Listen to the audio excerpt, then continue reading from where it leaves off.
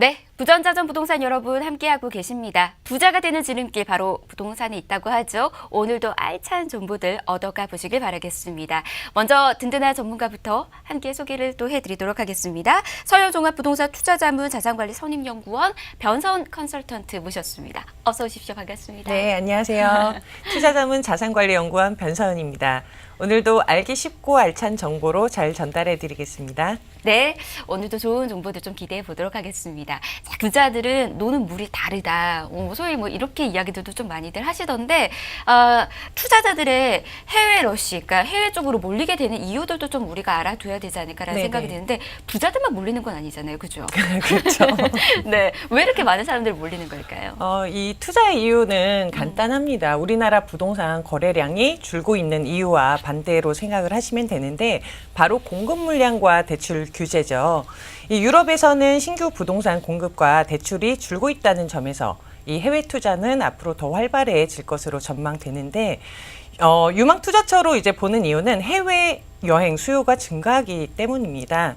아까 동남아 얘기를 하셨는데 저는 좀 멀리 가볼게요. 유럽 같은 경우는 2017년 기준 호텔의 연간 공급 증가율이 0.8%인데 수요 증가율은 3%를 기록하는 등 이 수요가 넘치면서 객실당 매출도 이제 오르고 있는 추세예요. 그래서 이제 우리나라에 내놓으라 하는 이제 증권사들도 메가딕을 통해서 해외 최고급 빌딩의 건물주가 되고 있고요.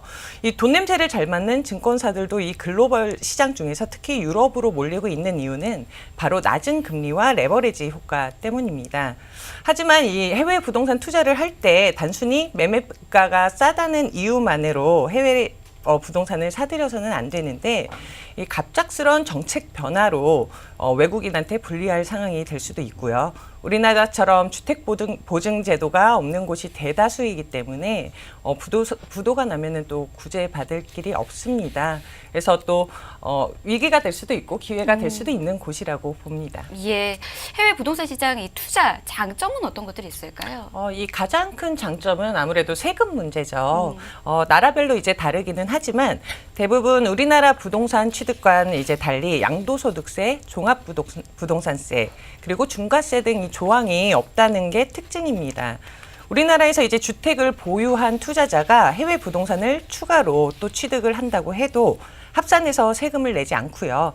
그리고 우리나라처럼 이제 다가구 보유에 따른 양도세를 부과하지 않고 우리나라 이제 부동산 규제에 투자가 막힌 분들이 그래서 해외 부동산 투자로 많이 알아보고 있는 이유인데 주거용 주택을 구입할 경우 이제 양도소득세 면제되는 나라가 많고요. 우리나라와 다르게 거래세나 취득세를 납부하지 않아서 이 투자 가치로 효율성이 높다고 볼 수 있어요. 그 예로 이제 베트남이나 캄보디아 등 이제 동남아시아 국가 투자가 아까 인기라고 얘기를 하셨는데 고속 성장세를 이어가고 있는 이곳은 베트남 호치민이나 하노이 아파트의 경우 수익률이 연간 10%를 넘는 곳도 있습니다. 그리고 베트남의 경우 이제 외국인 투자법이 통과되면서 2015년 말부터는 이제 비자만 있으면 누구나 투자가 가능하고요. 베트남 펀드를 통한 이제 간접 투자는 전문가가 운용하는 만큼 부동산 지식이나 경험이 없어도 안정적인 투자가 가능하다는 것이. 그렇다면 이제 해외에서 아파트 투자가 어떻게 이루어지는지도 좀 살펴보도록 하겠습니다. 변소 전문가님 어떻게 이루어지고 있을까요? 이제 나라마다 다르지만 보통 해외 부동산 아파트 계약은 두 가지입니다. 예.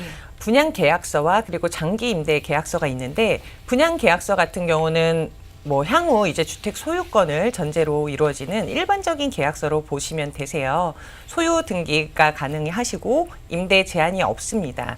대신 이 양도나 임대 등 모든 거래 내역에 정확한 신고 의무를 해야 하고요.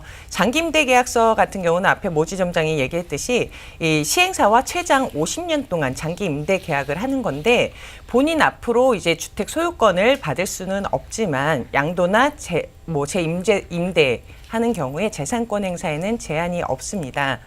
현지인이 이제 매각을 할 경우에는 또 현지인 매수자 명의로 등기가 가능해서 양도 차익이나 임대료 수입 신고에 또 현지법에 따라 요령껏 하실 수가 있고요. 근데 이 장기 임대 계약에 따른 가장 큰 위험은 시행사의 부도나 사기 위험이 있습니다. 따라서 신용도 높은 대기업 시행사나 아니면 이제 단기간이 지난 후에 매각을 계획하는 경우에 고려할 수 있는 계약 형태예요. 어떤 뭐 형태건 이제 투자 포인트는 다음과 같이 이제 5가지로 정리하실 수가 있는데, 첫 번째는 믿을 만한 대기업 시행사를 끼셔야 하고요. 두 번째는 임대 수익이 또 높다고 해도 대박 기대는 안 하시는 게 좋습니다. 세 번째는 이제 우리나라와 같이 전철 역세권은 여전히 유망 지역인데, 아파트 투자 순위 같은 경우도 신규 분양 후에 바로 프리미엄 형성이 가능한 곳, 또 뭐 장기적인 시세 차익이 가능한 곳이나 주변 아파트보다 저렴하게 시세가 형성된 곳, 또 투자 안정성이 보장된 곳이 좋고요. 네 번째는 환율 분석과 외환 거래법도 잘 아셔야 합니다. 이 해외 직접 투자 같은 경우는 1만 달러만 투자를 해도 외국환 은행장에게 신고를 해야 하고요. 마지막으로 거주가 아니라 이 렌탈 목적이라면은 현지 부동산에서 임대나 관리가 가능한 곳이 좋습니다. 예. 투자했었을 때 성공 사례들도 좀 알아봐야 될 것 같고 네. 실패했던 사례들도 좀 알아봐야지 우리가 교훈이 되지 않을까 싶거든요. 네. 이야기 좀 해주실까요? 우선 실패 사례는 너무 많아요. 아메리칸 드림이나 차이나 드림이라고 이제 많이 보셨을 거예요. 예. 그러니까 남들 이제 다 한다고 그냥 잘 알지도 못하는데 무턱대고 이제 따라하는 분들, 그런 실패 사례 말고 좀 오늘 좀 분위기를 좀 밝게 갈게요. 좋아요. 네, 연예인들 좋아하시는 연예인들 성공 사례를 좀 말씀을 드릴까요? 네. 국내 시장이 이제 좁다고 느껴서인지 이 연예인들이 국내뿐만 아니라 해외 부동산까지도 이제 많이 투자를 하고 있는데, 예를 들어 이제 영화 촬영차 2008년에 뉴욕을 방문했던 연예인 S양은 맨하탄에 콘도를 매입하고 10년 뒤에 매각을 하면서 13만 500달러의 시세 차익을 얻었습니다. 해당 콘도는 우리나라 이제 알만한 대기업의 회장이나 부회장도 매입을 해서 관심을 모았는데, 이 S양은 해당 매물을 월세 6,500달러를 받고 있고요. 작년에는 시세가 280만 달러에 이루어지고 있어요. 그리고 국내 연예인 부동산 1위, 누구나 알만한 엔터테인먼트 대표인 이 B씨도 미국의 부동산을 소유하고 있는데 한두 군데가 아니죠. 로스앤젤레스 이제 샌디에이고 지역에 12만 평의 땅을 가지고 있고, 코리아타운에는 상가 건물을 500만 달러, 그리고 시티에는 대저택을 280만 달러에 매입을 해서 보유하고 있습니다. 이 대저택에는 뭐 프라이빗한 또 경호 시스템까지 갖춰 있는 곳이라고 해요. 네. 뭐 이 스케일이 틀리죠. 예. 과거에 이분은 또 말리부에 이제 별장을 480만 달러에 매입을 해서 또 화제가 된 적도 있고요. 네. 뭐 배우 에이곤 같은 경우도 2009년에 가족 휴양지로 호주에 있는 골든코스트로 놀러 갔다가 이 펜트하우스를 172만 달러에 매입을 했는데, 이 골드코스트 지역 매물을 2년 전부터 연구를 해서 매입을 한 이런 열정을 보였어요. 이곳은 이제 휴양지 성격이 강한 곳이지만 상업 빌딩과 또 세계적인 이제 금융 기관들이 입점을 하면서 투자 가치가 또 매우 상승하고 있는 지역이기도 합니다. 네. 변성훈 전문가에게 먼저 좀 들어볼까요? 네, 오늘 우리 의상색깔과 같이 네. 이 해외 부동산 시장에도 핑크빛 도시와 어머. 회색빛 도시는 공존합니다. 예. 이 옥석을 가릴 수 있는 능력이 필요하다는 얘긴데, 저는 이런 생각이 들어요. 왜 우리나라 돈을 해외에 쏟아붓게 할까요?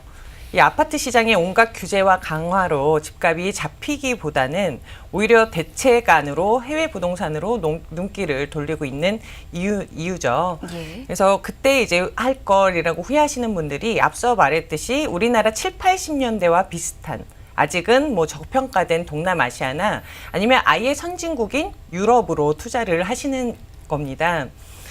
또 내년에 이제 도쿄올림픽을 앞두고 이 냄비 열성으로 가까운 일본 지역도 해외 투자 대상지인데, 근데 이제 올림픽이 끝난 이후에도 이런 투자 가치를 이어갈지 잘 한번 판단해 보시고요.